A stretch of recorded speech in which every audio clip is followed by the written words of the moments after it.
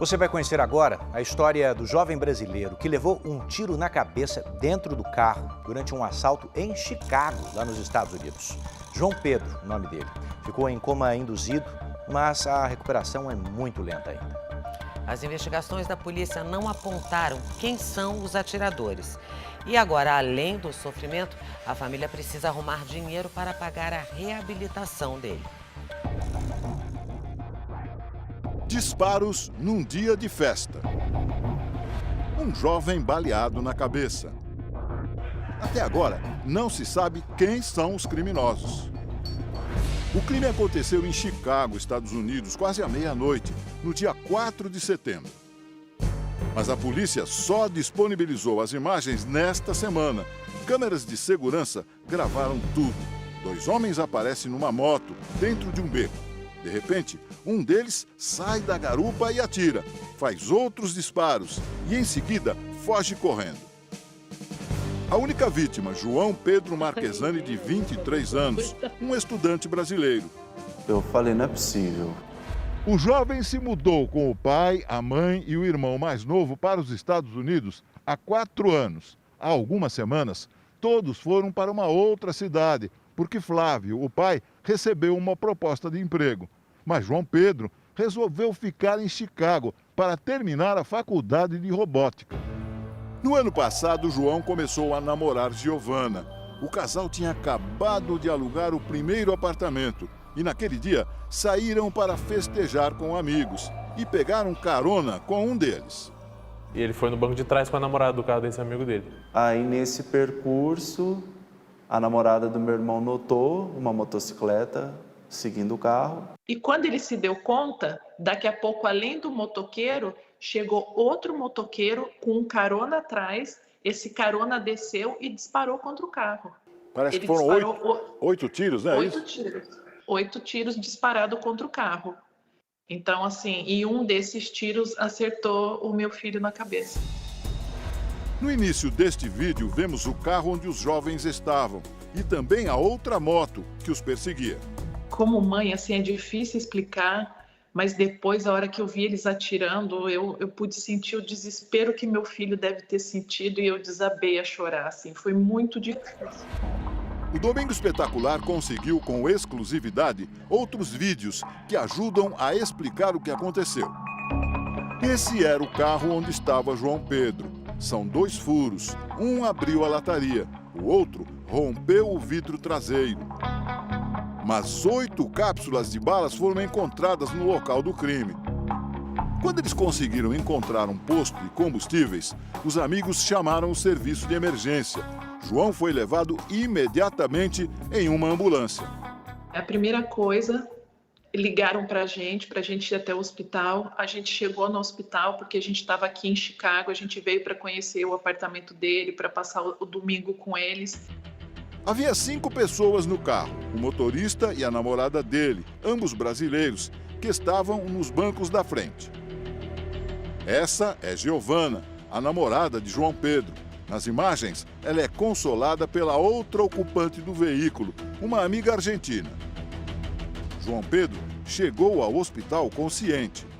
O médico falou para a gente que ele chegou acordado, muito assustado, mas que ele já não sentia mais o lado esquerdo do corpo. O cérebro de João Pedro começou a inchar e a pressionar os ossos do crânio.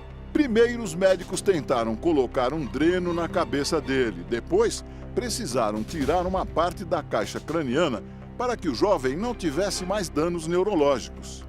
Uma das alternativas que o neurocirurgião tem numa situação como essa é remover parte da calota craniana para que esse cérebro possa se expandir temporariamente e você guarda essa calota craniana, preserva para que depois que o edema cerebral, o inchaço diminua, você reimplante no local. Com isso, você aumenta as chances do paciente de ter uma menor sequela neurológica após o trauma. O médico, quando veio conversar com a gente, assim, eu estava desesperada, eu chorava, eu pedia para Deus me levar no lugar dele. O meu marido apavorado, meu marido, ele é louco por esses filhos, ele é apaixonado e ele chorava.